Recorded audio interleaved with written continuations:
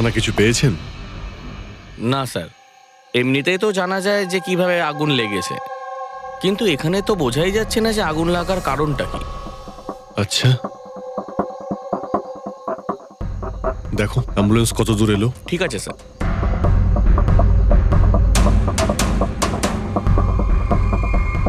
খুব বাজেভাবে ঝলসে গেছে।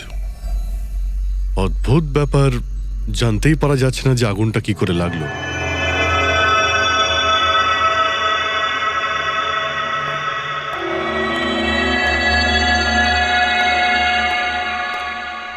কিভাবে হলো এইসব?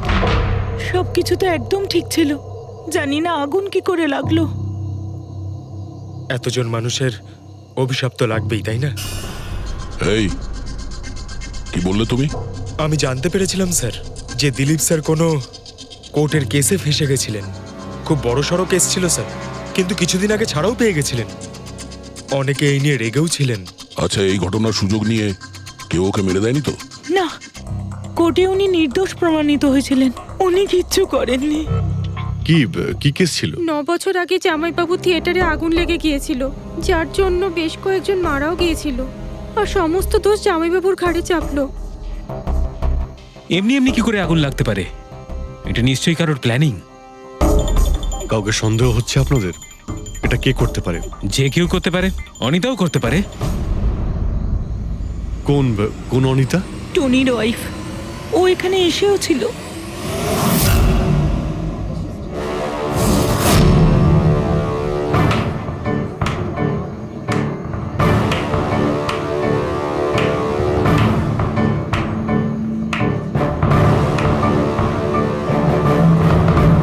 অনিতা, অন্য লোকের ঘর ভেঙে দিয়ে নিজের পরিবারের সঙ্গে এখানে ফুর্তি করা হচ্ছে। ভেরি গুড, ভেরি গুড, বাহ।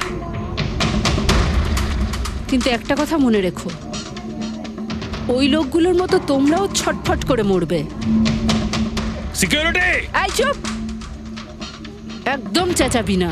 বের করো একে বাইরে, বের করো। চলুন ম্যাম, বাইরে চলুন। মনে হচ্ছে তোদের কি পরিণতি হবে তা নিয়ে কোনো মাথা ব্যথা নেই। তোদের খারাপ সময় শুরু হয়ে গেছে, মনে রাখিস। তুই আমার টনির সাথে যা করেছিস না, মনে রাখিস এরপরে তুই আর বেশি দিন বাঁচবি না, শুনেছিস? তুই এই নিয়ে যাবে কে? তুই আর বাঁচবি না, নরকে যাবি তুই। আর তাকিয়ে দেখছো কি? নিয়ে যাবে কে? তোকে নরক যন্ত্রণা ভোগ করতে হবে, ছটফট করে মরবি তুই, মনে রাখিস। আরে যা।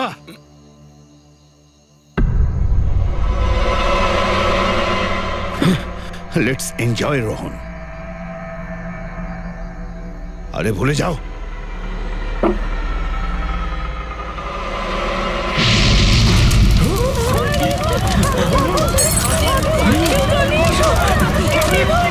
দিলীপ আর রোহনকে যে কেসে ফাঁসানো হয়েছিল, সেই কেসেই কোর্ট টনিকে শাস্তি দিয়েছিল।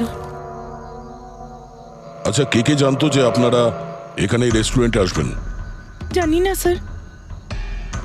আচ্ছা, দিলীপ বাবু আসার আগে এই চেয়ারের আশেপাশে কাউকে দেখেছিলেন?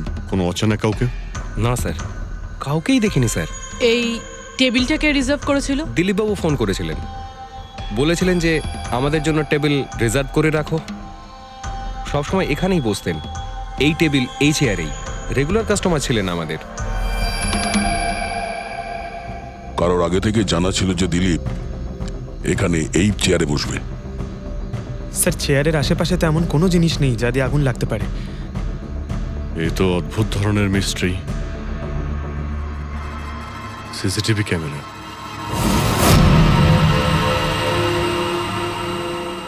এর ফুটেজ থেকে জানতে পারা যাবে কি হয়েছিল এখানে। ও মাই গড, এসব কিভাবে হলো? কে করতে পারে এসব? ওই করেছে যে দিলীপকে খুন করেছে প্রমাণ লোপাটের জন্য। আর যে কেউ কিভাবে এই মনিটর রুমে চলে এলো? তোমার সিকিউরিটি কোথায়? স্যার, এই রুমে সিকিউরিটির কোনো প্রয়োজনই হয় না। এর আগে এরকম কখনোই হয়নি স্যার। স্যার স্যার আমার মনে হয় না সিসিটিভি ফুটেজ ডিলিট করার মতো সময়ের কাছে ছিল। ও শুধু ভাঙচুর করেছে। যদি আমরা কোনো এক্সপার্টকে ডাকি স্যার, তাহলে সে হয়তো হার্ড ডিস্ক থেকে রিকভার করতে পারবে।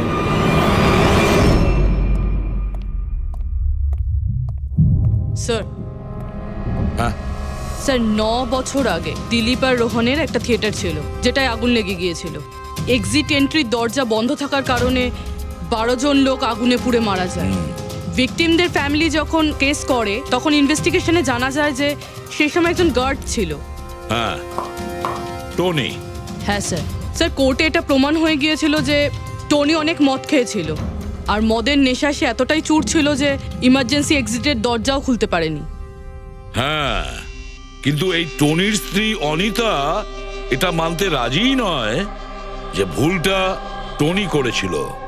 স্যার শুধু উনিই নন, অনেক আর্টিকেল এবং নিউজ পেপারও কিন্তু কোর্টের সিদ্ধান্তের ব্যাপারে কথা বলেছিল। যখন এই ঘটনাটা ঘটেছিল তখন দিলীপ আর রোহনের বিরুদ্ধে সলিড এভিডেন্স ছিল, কিন্তু তারপর কেস চলতে থাকলো। 9 বছর হয়ে গেল। কিছু প্রত্যক্ষদর্শী বয়ান বদলে দিল আর কিছু লোক বাইরে চলে গিয়েছিল। স্যার, দিলীপ আর রোহন নিশ্চয়ই টাকা আর ক্ষমতার অপব্যবহার করেছে, আর এই কথাটা নিশ্চয়ই টনি জানতে পেরেছিল। ওই হয়তো পাঠিয়েছে অনিতাকে দিলীপকে মারার জন্য। কিন্তু ফেডরিক, যখন অনিতা ওখানে ছিলই না, তাহলে আগুন লাগালো কি করে?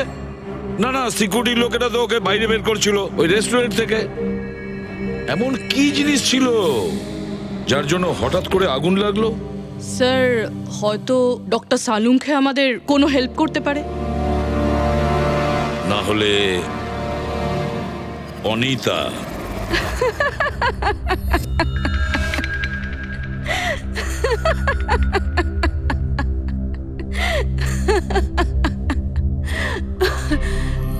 আপনারা তো অবাক হচ্ছেন কেন?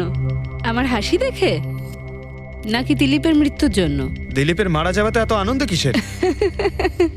আচ্ছা, আমি খুশি হব না তো আর কে হবে বলুন তো? কালকে রাত্রে রেস্টুরেন্টের থেকে বেরোনোর পর তুমি কোথায় গিয়েছিলে? জেলে আমার স্বামীর সঙ্গে দেখা করতে। ওয়ার্ডেনের কাছে সমস্ত রেকর্ড আছে, আপনারা চাইলে চেক করতে পারেন। সেটা তো আমরা করবই। আর এইটাও যে তুমি ওই আগুনটা লাগালে কিভাবে? কোনো কালো জাদু করেছিলে তুমি? দিলীপের গায়ে হঠাৎ করে আগুন লাগলো কি করে? কালো জাদু জানলে অবশ্যই প্রয়োগ করতাম, কিন্তু আমি খুব খুশি হয়েছি দিলীপও ঠিক সেইভাবেই ছটপট করে মরেছে যেভাবে 9 বছর আগে ওই নিরীহ লোকগুলো মারা গেছিল, যেটা শাস্তি এখন আমার স্বামী টনি ভুগছে। তুমি এইটা কিভাবে বলতে পারো যে টনির কোনো ভুল ছিল না? তুমি তো ওখানে ছিলেই না। আমি ওখানে ছিলাম না, কিন্তু টনি এখানে ছিল। সেদিন ওর শরীর খারাপ ছিল। ওর মালিকদের মানে রোহন আর দিলীপকে বলে তাড়াতাড়ি বাড়ি চলে আসে আগুন লাগার অনেক আগেই। ভুল ওদের দুজনের ছিল, ওরাই পুরনো দরজা ঠিক করায়নি, যার জন্য ওখানে আগুনে পুড়ে অনেক লোক মারা গেছিল। আমার স্বামীর নয়, ওদের দুজনের দোষ ছিল। তাতে তোমার নিশ্চয়ই খুব রাগ হয়েছিল, ওদেরকে মেরে ফেলারও ইচ্ছে হয়েছিল। 12 জন মারা গেছিল ওখানে। আমার থেকে অনেক বেশি রাগ ওদের পরিবারের লোকেদের হয়েছিল, কিন্তু এখন হয়তো ওরা খুব খুশি দিলীপের মৃত্যুর খবর শুনে। খুব খুশি হয়েছে। ওরা আরো বেশি আনন্দ পাবে যেদিন রোহন পুড়ে মরবে।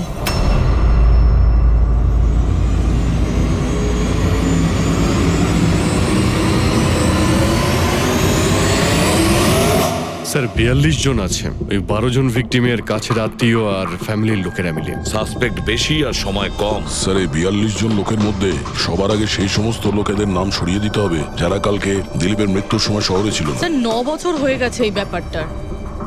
হয়তো অনেক মানুষ দেশ ছেড়েও চলে গিয়েছে, আর কিছু লোক হয়তো এই পৃথিবীতেই আর নেই। তারপরেও খোঁজ তো নিতে হবে। দেখো কজন শহরে ছিল যখন দিলীপের মৃত্যু হয়।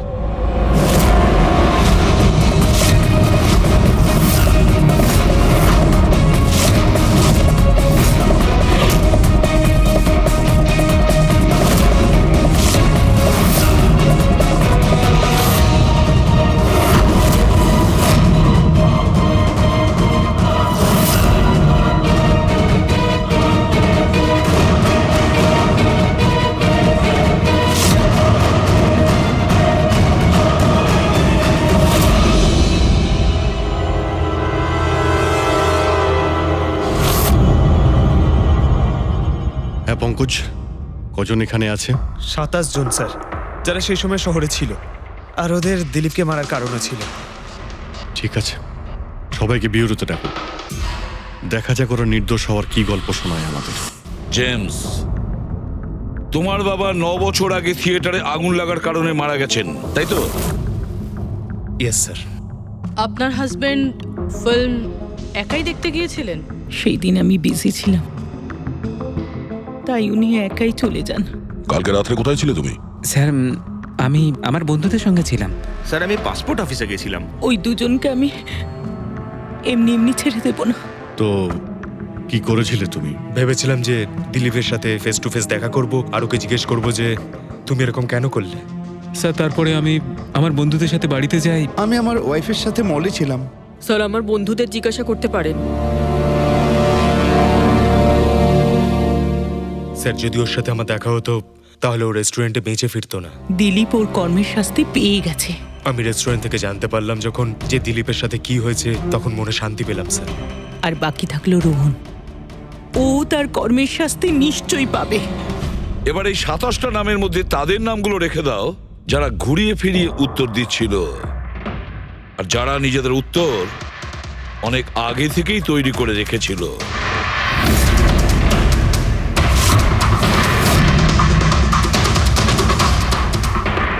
স্যার এবার 15 জন রইল। এবার এই 15 জনকে ওই দিনের ব্যাপারে জিজ্ঞাসা করতে হবে যখন 9 বছর আগে থিয়েটারে আগুন লেগেছিল। দেখা যাক কে সব থেকে বেশি রেগে যায় আর কে মুখ ঘুরিয়ে নেয়। স্যার আমার ভাই মাধ্যমিক পাশ করেছিল। ও বলেছিল বন্ধুদের পার্টি দিতে চায়, সিনেমা দেখাতে চায়, টাকা দাও। স্যার আমি সেই জন্য ওকে টাকাও দিয়েছিলাম। হয়তো ওই টাকাটা আমার ওকে দেওয়া একেবারেই উচিত হয়নি স্যার। যে এই কাজটা করে থাকুক খুব ভালো করেছে। আজকে আমি খুশি, আজ আমি খুব খুশি। কুমারবাবু, আপনি ইউনিভার্সিটিতে ফিজিক্সের প্রফেসর, তাই তো? Yes sir, head of the department physics. কিন্তু আমার নিজের ছেলেরই পড়াশোনায় কোনো ইন্টারেস্টই ছিল না। অনেক বকেছি আমি ওকে, কিন্তু তাতে কোনো রকম কোনো লাভই হয়নি। 1 নম্বরের বদমাইশ হয়ে উঠেছিল। সেদিনও কলেজ বাঙ্ক করে বন্ধুদের সাথে সিনেমা দেখতে চলে গিয়েছিল। আর স্যার তারপর ও আর কোনোদিন বাড়ি ফিরে আসেনি। হিমেশ, রাইট? তুমি কন্ট্রাক্টর না? হ্যাঁ স্যার। হিমেশ, 9 বছর আগে তুমি তোমার স্ত্রীর সঙ্গে সিনেমা দেখতে গিয়েছিল ওই সিনেমা হলে? আমাদের নতুন নতুন বিয়ে হয়েছিল, স্যালোনির সাথে সিনেমা দেখতে গিয়েছিলাম। ওর খুব খিদে পেয়েছিল, আমি সিঙ্গাড়া আনতে বাইরে গেছিলাম। আমি আমি ওখানে ফিরে গিয়ে দেখলাম ওখানকার দরজা লক হয়ে গেছে, আর ভেতর থেকে লোকেদের চিৎকার চেঁচামেচি শোনা যাচ্ছিল, আর আর খুব ধোঁয়া বেরোচ্ছিল ওখান থেকে। সালোনি, আমি স্যার দরজা খোলার অনেক চেষ্টা করেছিলাম, আমি খুব চেষ্টা করেছিলাম। আমি পাগলের মতো দরজায় ধাক্কা দিতে থাকি। সালোনি সালোনি সালোনি বলে আমি চিৎকার করতে থাকি, কিন্তু আমি কিচ্ছু করতে পারিনি স্যার। আমি কিচ্ছু করতে পারিনি, আমার সালোনিকে আমি বাঁচাতে পারিনি। ওখানে তো একটা গার্ডও ছিল না, টনি? ও কি দরজা খোলেনি? ছিল না স্যার।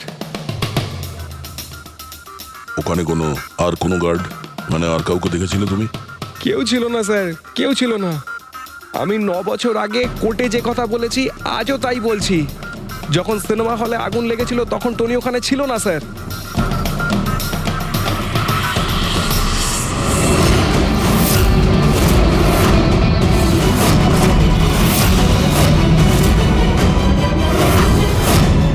স্যার এই হলো আমাদের 15 জন সাসপেক্ট যারা দিলীপকে খুন করতে পারে। স্যার পুলিশ বলছিল যে ফায়ারম্যানরাও বলতে পারেনি যে আগুনের এক্স্যাক্ট সোর্সটা কোথায় ছিল। ওরা তো দেখা মাত্রই জানতে পেরে যায়, তাই না? জানতে পেরে যায়, যে ওখানে এমন কি জিনিস ছিল যাতে আগুন ছড়িয়ে পড়ে, কিন্তু ওরা জানতে পারেনি।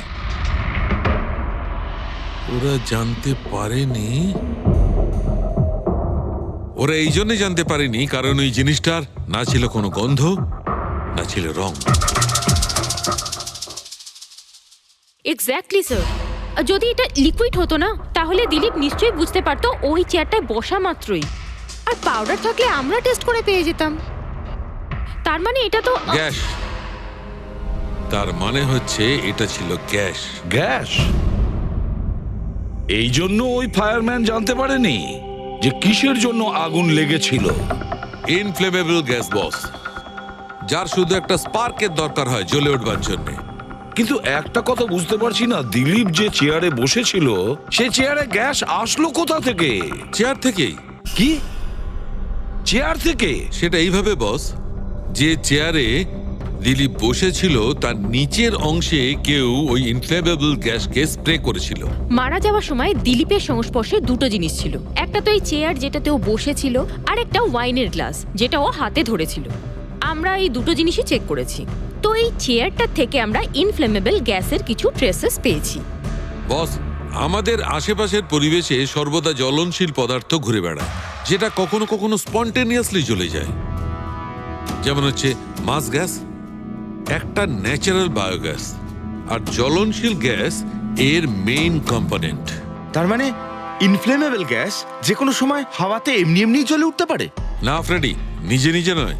যখন পরিবেশটা খুব বেশি উত্তপ্ত হয়ে ওঠে আর সেটা পরিবেশের অক্সিজেনের সঙ্গে মিশে যায়, তখন একটা সুপার হাই টেম্পারেচার উৎপন্ন হয়, যার কারণে এই আগুন লেগে যায়। কিন্তু ডক্টর সালুখে, ওখানে তো এরকম কোনো হাই টেম্পারেচারের মতো কিছু ছিলই না। এক্স্যাক্টলি, এমন কোনো ডাইরেক্ট সোর্স ছিলই না যাতে তাপ উৎপন্ন হতে পারে। বস, এই জন্যে আমার মনে হচ্ছে খুনি কোনো এক্সট্রা ডিভাইস ব্যবহার করেছিল এই এত বেশি টেম্পারেচার উৎপন্ন করার জন্য। আর এই চেয়ারটা তো রেডিই ছিল, এর তো শুধু একটা স্পার্কের দরকার ছিল। কিন্তু স্যার, এভাবে কেউ হিট কিভাবে উৎপন্ন করবে? হ্যাঁ, করা যেতে পারে তো। যেমন উদাহরণস্বরূপ ম্যাগনিফাইং গ্লাস। ম্যাগনিফাইং গ্লাস দিয়ে সূর্যের রশ্মিকে বিশেষভাবে ফোকাস করে আমরা ছেলেবেলায় কাগজ পড়াতাম।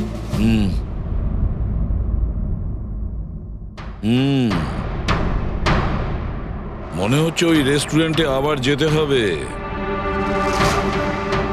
খোঁজ নিতে হবে কিসের থেকে আগুনটা লেগেছিল।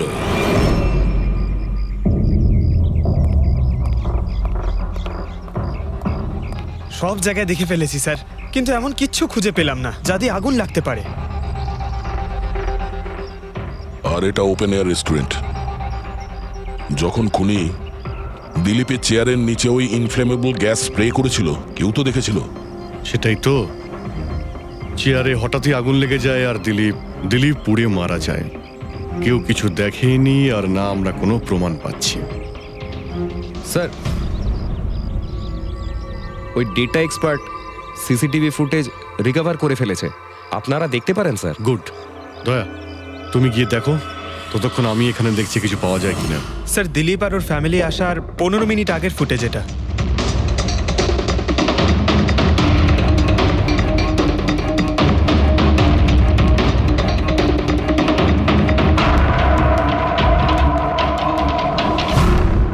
এ চেয়ার চেঞ্জ করছে। এর কোনো দ্বিতীয় অ্যাঙ্গেল আছে কি এই সময়েরই? চেক করো। 1 মিনিট স্যার।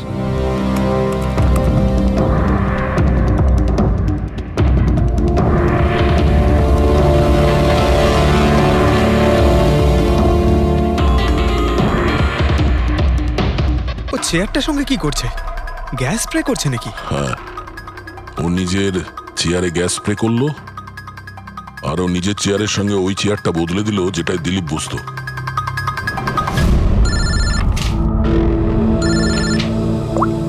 হ্যাঁ দয়া। আচ্ছা, গ্রেট, গুড ওয়ার্ক দয়া, গুড ওয়ার্ক। কি হলো স্যার?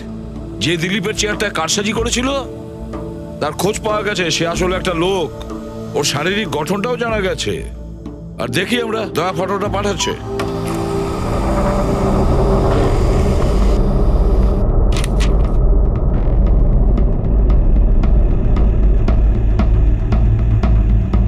খুনি এই বাকি লোকগুলোর মধ্যেই কেউ একজন, এদেরই মধ্যে কেউ। আর এবার এর পরের শিকার রোহান।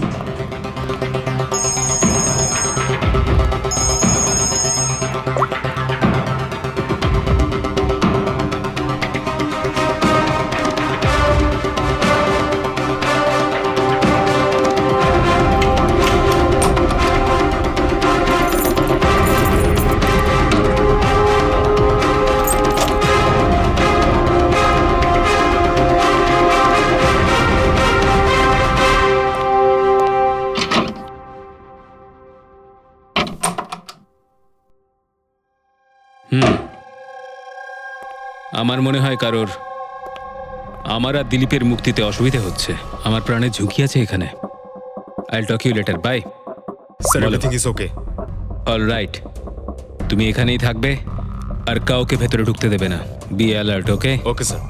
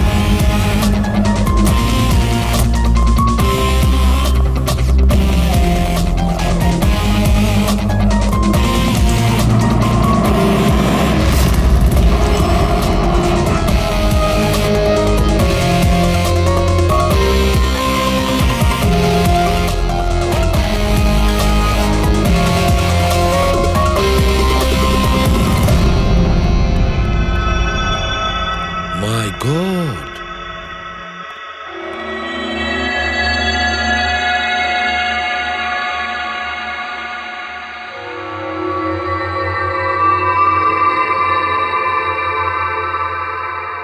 কি হয়েছিল এখানে আর কিভাবে?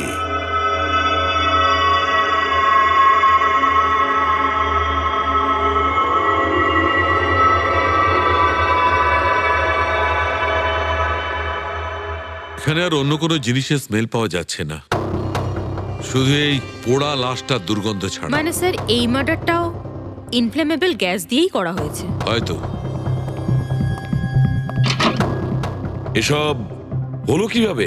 হ্যাঁ স্যার, আসলে আমি রোহন স্যারের বডিগার্ড। আচ্ছা, তাহলে আপনারা কোথায় ছিলেন যখন এসব হলো? স্যার, রোহন স্যার আমাকে বাইরে পাহারা দিতে বলেছিলেন। তার কিছুক্ষণ পরেই আমি ওনার চিৎকার শুনতে পেয়ে ওনার রুমের দিকে দৌড়ে আসি আর দেখি দরজার চারদিক থেকে ধোঁয়া বেরোচ্ছিল। আমি অন্য চাবি দিয়ে দরজা খুলে ভিতরে যাওয়ার পর দেখলাম যে স্যার ততক্ষণে রোহন স্যার পুড়ে গেছেন। আপনারাও কেউ কিছু জানেন না? অদ্ভুত ব্যাপার, রুমের মধ্যে কোনো সূত্র পাচ্ছি না, শর্ট সার্কিট হয়নি, পর্দাটা ভেতর থেকে বন্ধ, এই উইন্ডোজটা পার্মানেন্টলি ক্লোজড, কেউ বাইরে থেকে ভেতরেও আসতে পারবে না, আর বাইরে থেকে ভেতরে কোনো ভিউও নেই, কেউ দেখতেও পাবে না। তাহলে লোকটা মরলো কিভাবে? এটার থেকে আগুন লেগেছে বস।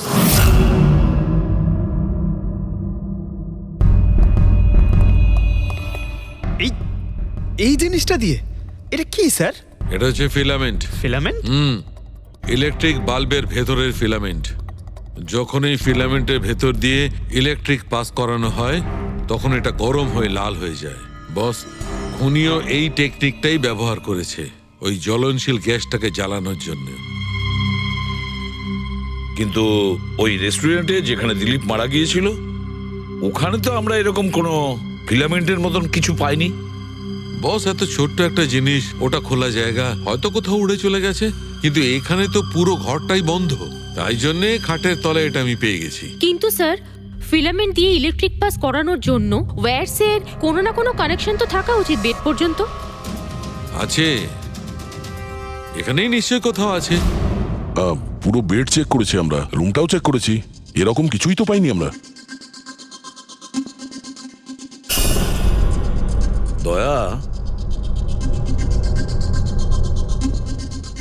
ওই দরজাটা কিসের? Manager, yes sir. ওই দরজার ওপারে কি আছে? স্যার, আর একটা রুম আছে, এই রুমের সাথে ওটা কানেক্টেড। এমনিতে এই দরজাটা সিল থাকে, এটাকে কেউ খোলে না স্যার। খুলুন এই দরজাটা। Yes sir. আসুন স্যার।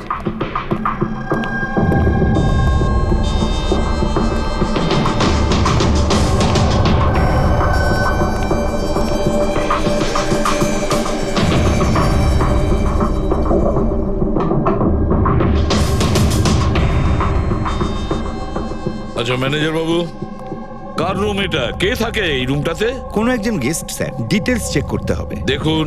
Okay sir.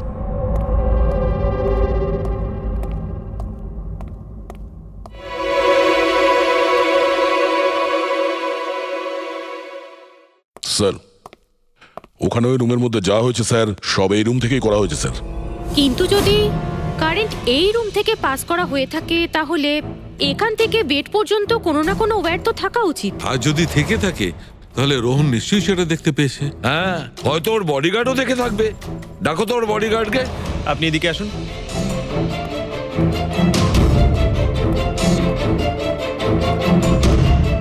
একটা কথা বলো, যখন তুমি রোহনের ঘরে এসেছিল তখন কোনো তার দেখেছিলে এখানে এই দরজা থেকে ওই রুম পর্যন্ত? কোনো কিছু? না স্যার, রোহন স্যার এই রুমে ঢোকার আগে আমি এই রুমটাকে খুব ভালো করে চেক করেছিলাম, কিন্তু তার বা সেরকম কিছু আমার চোখে পড়েনি। ঠিক আছে, যাও তুমি। যাই হোক না কেন দয়া, খুনি এই দরজাটা ব্যবহার করেছে। এই দরজা দিয়ে রোহনের রুমে আসে আর রোহনের বেডে ইনফ্লেমেবল গ্যাস স্প্রে করে, আর যে কোনো ভাবেই হোক ফিলামেন্টে কারেন্ট দিয়ে দেয়, তাতে ফিলামেন্ট গরম হয়ে যায় আর ইনফ্লেমেবল গ্যাসে আগুন ধরে যায়, আর তাতে রোহনের মৃত্যু হয়। বস, একটা কথা কিন্তু ঠিক, খুনি যেই হোক না কেন তার ইলেকট্রিক আর কেমিক্যাল সম্পর্কে খুব ভালো জ্ঞান আছে।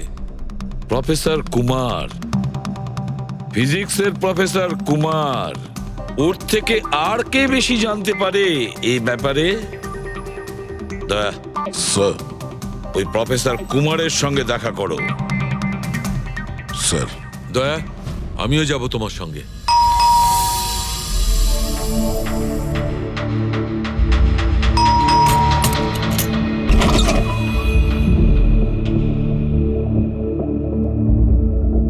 প্রফেসর কুমার আছেন বাড়িতে? হ্যাঁ আছেন, কিন্তু আপনারা? সিআইডি। সিআইডি? সব ঠিক আছে তো স্যার? হ্যাঁ, ওনাকে কিছু জিজ্ঞাসা করার আছে। কোথায় উনি? বাইরে বাচ্চাদের পড়াচ্ছেন, আমি ডেকে আনছি। ঠিক আছে ঠিক আছে, আমরা দেখছি।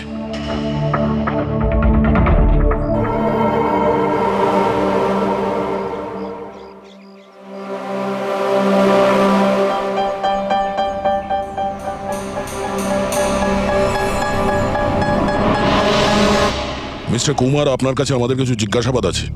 বলুন, কি জানতে চান? আপনি এটাকে চেনেন?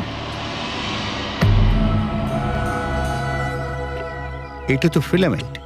গুড, ঠিক চিনেছেন আপনি। আপনি জানেন আমরা এই ফিলামেন্টটা কোথা থেকে পেয়েছি? সেটা তো আপনারাই বলতে পারবেন কোথা থেকে পেয়েছেন। রোহনের বিছানার নিচে। কাল রাত্রে রোহন ওই বিছানাতেই পুড়ে মারা গেছে। হোয়াট? রোহনও মারা গেছে? কাল রাত্রে আপনি কোথায় ছিলেন? রাত 9টা থেকে ভোর 3টে পর্যন্ত। আপনারা আমাকে সন্দেহ করছেন? এটা আমাদের প্রশ্নের উত্তর হলো না মিস্টার কুমার। কাল আমি সারা দিন আর সারা রাত্রি বাড়িতেই ছিলাম। কোনো প্রমাণ? আগে আমার কাজের লোক রামু আর বিকাশ, প্লিজ কাম হিয়ার।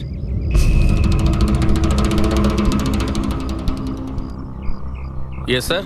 এনাদের বলো যে কাল কোথায় ছিলাম। স্যার আমাদের সবার এক্সট্রা ক্লাস নিচ্ছিলেন এই বাড়িতেই। কটা থেকে কটা পর্যন্ত? স্যার সন্ধ্যা 6টা থেকে ভোর 5:30 পর্যন্ত। সামনেই আমাদের এক্সাম, তাই আমরাই স্যারকে রিকোয়েস্ট করেছিলাম এক্সট্রা ক্লাস করানোর জন্য। ঠিক আছে স্যার, তুমি যাও বাবা। স্যার, আমার আরো 5 জন স্টুডেন্টস আছে যারা কাল সকাল 9টা থেকে 5:30 পর্যন্ত আমার কাছে ছিল। বলেন তো ওদেরও ডাকি? ঠিক আছে, এবার আমি যেতে পারি স্টুডেন্টদের পড়াতে? Please please. Thank you.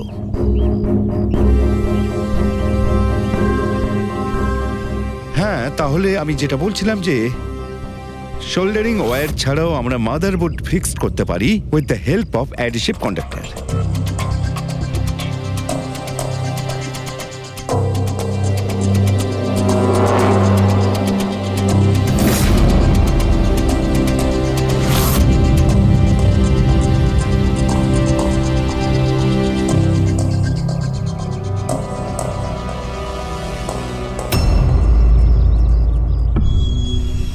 My god, my god! আরে ভাই, কি ব্যাপারটা? কি? আরে ভাই, এই ভুলটা আমি কি করে করলাম? কি গড, বুড়ো হয়ে গেছি আমি বুড়ো হয়ে গেছি। দয়া একটা কাজ করবে, 1 ঘন্টা পরে ফরেন্সিক ল্যাবে দেখা করো। একটা জিনিস দেখাবো। 1 ঘন্টা পরে। আরে ওই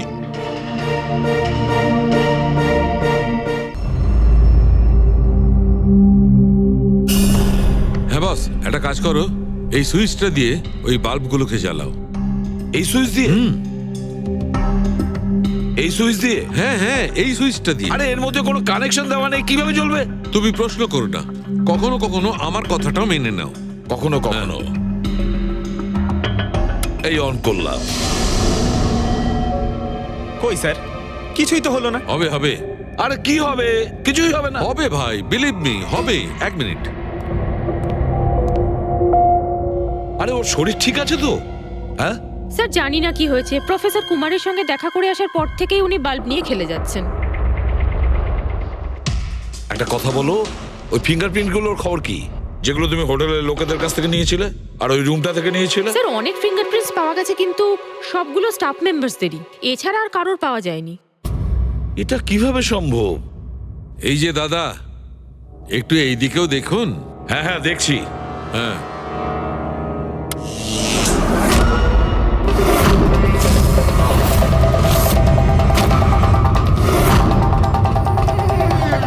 আরে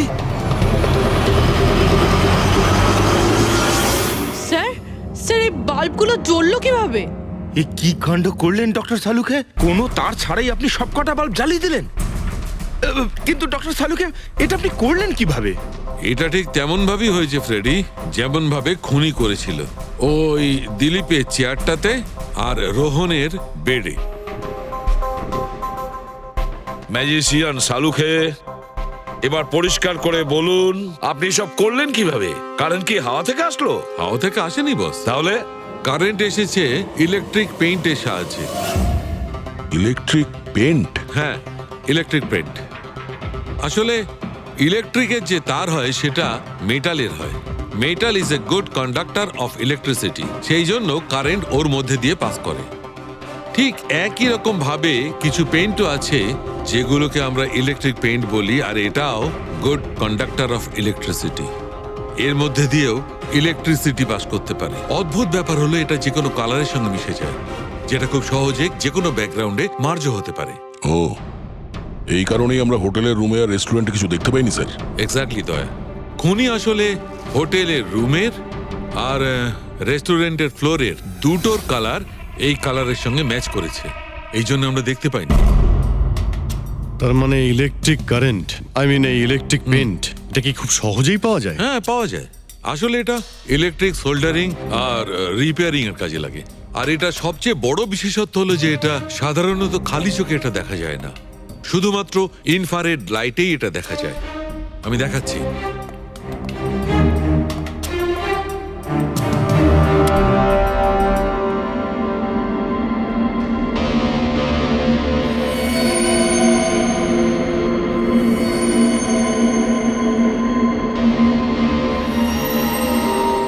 দেখেছো বস? হ্যাঁ, খনিও ঠিক এইভাবেই ইলেকট্রিক পেইন্টের ব্যবহার করেছে আর এই সার্কিট তৈরি করেছে।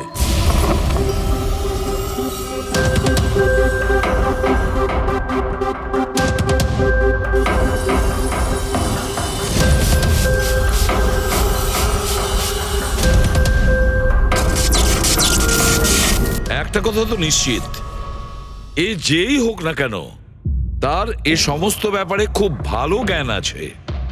কিন্তু স্যার, এদের মধ্যে খুনি কে? ওই প্রফেসরের সঙ্গে তো কথা বলে নিয়েছি স্যার, ও তো না, এই মুন্সি। এই লোকটা তো একজন ক্লার্ক, কিন্তু আমার মনে হয় না যে একজন ক্লার্কের সায়েন্সের ব্যাপারে এত জ্ঞান থাকতে পারে। স্যার, এদের মধ্যে সব থেকে বেশি শিক্ষিত তো ওই প্রফেসর কি মনে হচ্ছে? এটা এমন কেউ হতে পারে যেটা প্রফেসরের মতো ইন্টেলিজেন্ট নয়, অথচ এই ব্যাপারে অনেক কিছুই জানে।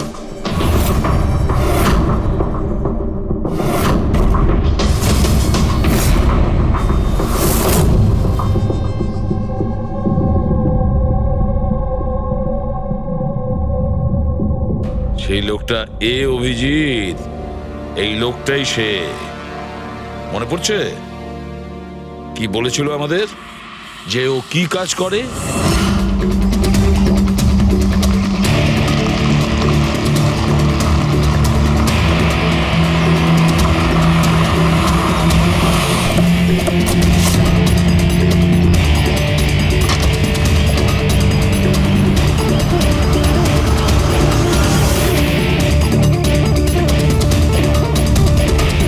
যাওয়া যাক শ্বশুর বাড়ি।